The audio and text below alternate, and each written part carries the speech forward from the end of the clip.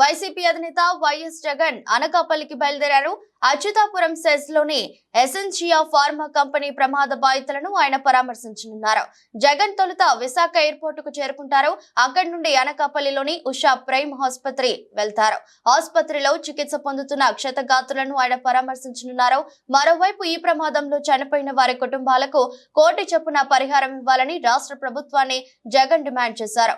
సహాయక చర్యల్లో పాల్గొనాలని పార్టీ శ్రేణులకు కూడా ఆదేశించారు. మరోవైపు మృతుల కుటుంబాలకు 1 కోటి చొప్పున సీఎం చంద్రబాబు ఇప్పటికే పరిహారాన్ని ప్రకటించారు.